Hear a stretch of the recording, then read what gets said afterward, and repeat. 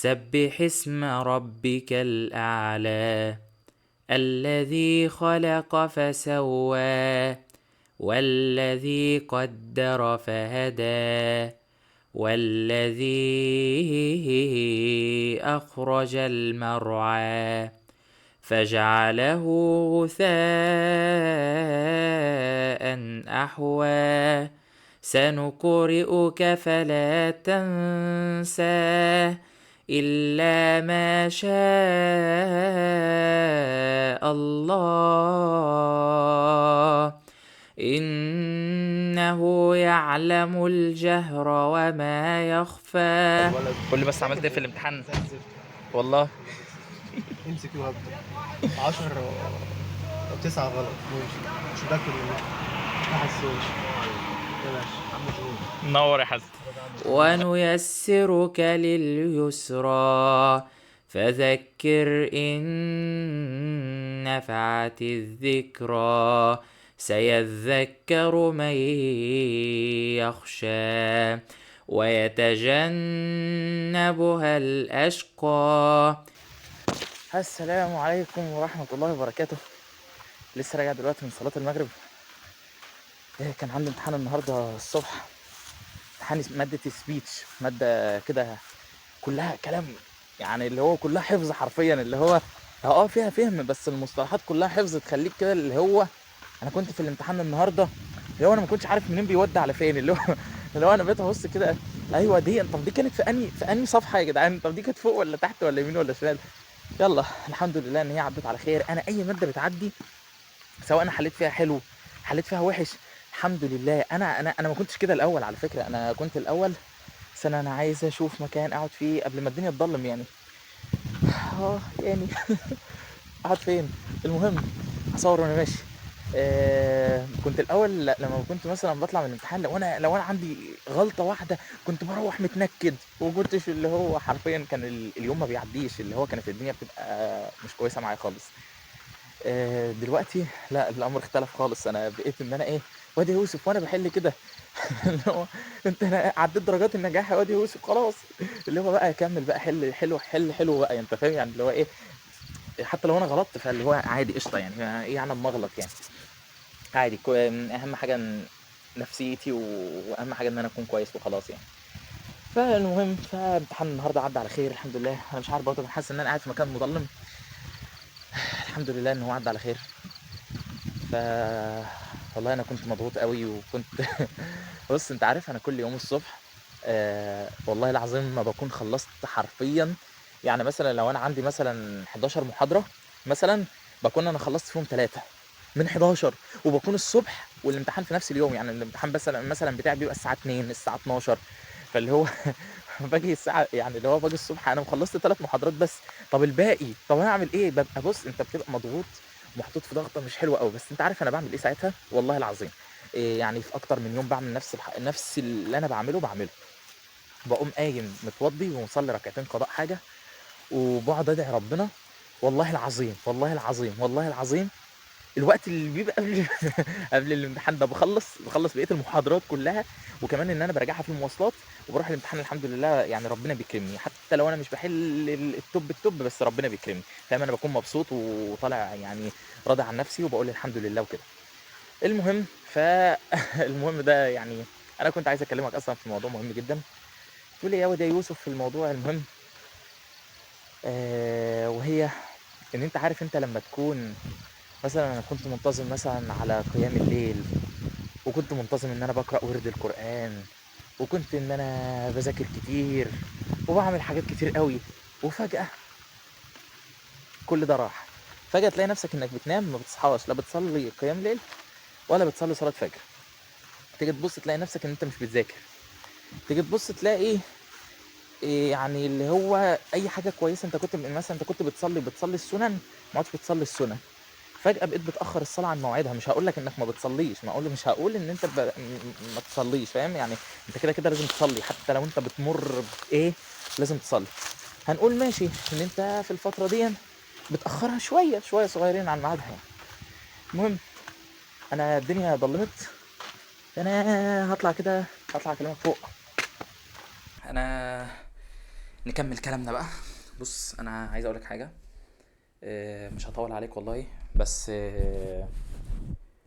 انا دلوقتي قلت لك ان انت كل حاجه بتبدا ان هي تبوظ منك وكده، صح؟ كمان ان انت بتيجي تبص بتلاقي ان انت الذنب اللي انت ما عملتوش بقالك فتره كبيره جدا فجاه لقيت ان انت عملته. ف...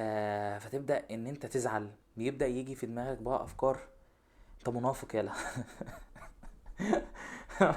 والله، اللي هو انت منافق، انت اكن يعني، لا لا لا لا لا، ده انت كنت ماشي حلو، ده انت رجعت لنقطة الصفر من تاني، ده انت ما عدتش نافع والله العظيم. انت المشكلة، انت عارف ان انا الافكار دي بتيجي في دماغي، تمام؟ بس انا مش بستسلم ليها.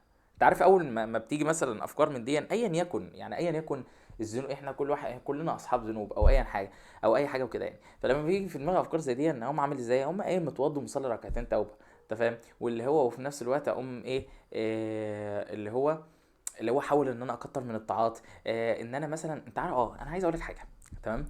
انت دلوقتي وليكن انت قطعت ورد قران، قطعت قيام ليل، قطعت كل حاجه قطعت، ما تزعلش. لكن لازم تقوم تاني، لازم تقوم تالت. ازاي يا يوسف؟ يعني حتى لو حاجه قليله جدا، يعني انت مثلا، انت كنت في الاول، انت عارف، انا كنت بقرا مثلا ممكن اقرا ورد مثلا 100 ايه، حلو؟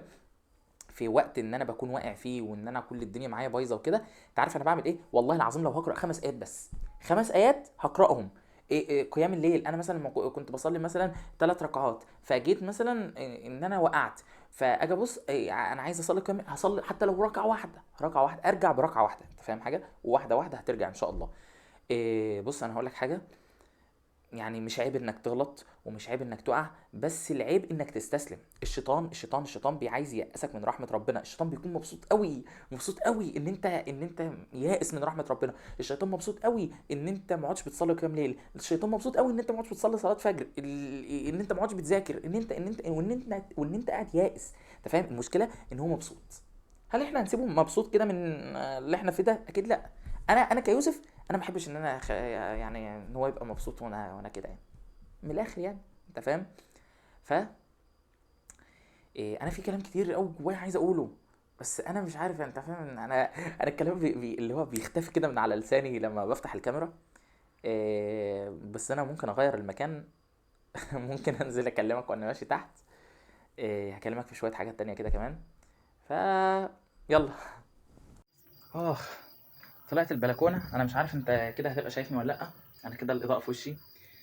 المهم، نكمل الكلام اللي كنا بنتكلم فيه. فيا صديقي، انا عايز اقول لك ان انت ما تيأسش، لان احنا كلنا بنمر بالفترات دي. وانت عارف ان انت تكون زعلان من نفسك، وان انت مثلا ان انا ماشي غلط، او ان انا مثلا ما عدتش بصلي صلاة الفجر، ما عدتش بصلي قيام الليل، ده انا مقصر في مذاكرتي، ده انا انت تبقى مبسوط ان انت عندك الاحساس ده، انت فاهمني؟ ان انت لسه قلبك شغال، ان انت لسه ضميرك شغال. في ناس والله العظيم بتتمنى ان ضميرهم يكون شغال، ان هو مثلا يحس ان هو ماشي غلط. انت فاهم؟ في ناس بتبقى ماشيه غلط وماشيين في الغلط ومش حاسس ان هو ماشي غلط. تلاقي ان هو بيعمل ذنوب والذنوب واللي هو، مش في دماغه ان هو لازم يبطل الذنب ده. مش في دماغه ان انا ماشي غلط، مش في دماغه ده انا ما بصليش الفجر، فبالتالي ان انا ماشي ان في حاجه غلط. انت فاهم؟ دايما حرمان الطاعه بسبب ذنب. فبالتالي لما تلاقي ان انت مقصر في طاعه، فلازم ايه، تتوب وترجع لربنا تاني. طيب، انا مثلا دلوقتي احنا قلنا ان انت لازم ترجع واحده واحده، وان انت حتى لو ايه حصل ما تزعلش وما تتضايقش. بص انا انت بتلاقيني انت يعني انا نفسي والله العظيم ان احنا كلنا نرجع لربنا، ونفسي كلنا ان احنا ندخل الجنه والله. يعني انت عارف، آه، يعني انت دايما بتحس ان انت لما طول ما انت قريب من ربنا بتلاقي ان كل حاجه حلوه، وان انت مبسوط، وان كل حاجه جميله. ولما بتبعد بتحس ان انت مخنوق. ليه؟ عشان ربنا سبحانه وتعالى قال: ومن اعرض عن ذكري فان له معيشه ضنكا. فطول ما انت بعيد عن ربنا هتفضل مخنوق، هتفضل متضايق. مهما يحصل قرب من ربنا وارجع له، حتى لو انت عملت ذنوب الدنيا والاخره. قل يا عبادي الذين اسرفوا على انفسهم لا تقنطوا من رحمة الله. لا تقنطوا من رحمة الله، يعني اللي هو مهما تعمل ومهما يحصل اوعى تيأس من رحمة ربنا. ربنا سبحانه وتعالى يعني حرفيا، يعني هو بيقول لنا والله يريد أن يتوب عليكم. ربنا سبحانه وتعالى يعني اللي هو يريد أن يتوب علينا. فأنت شفت إزاي؟ ويريد الذين يتبعون الشهوات أن تميلوا ميلا عظيما. عايزنا اللي هو ربنا يريد إن إحنا نرجع، إن إحنا نتوب، وإن إحنا ما نفضلش بعيد عنه.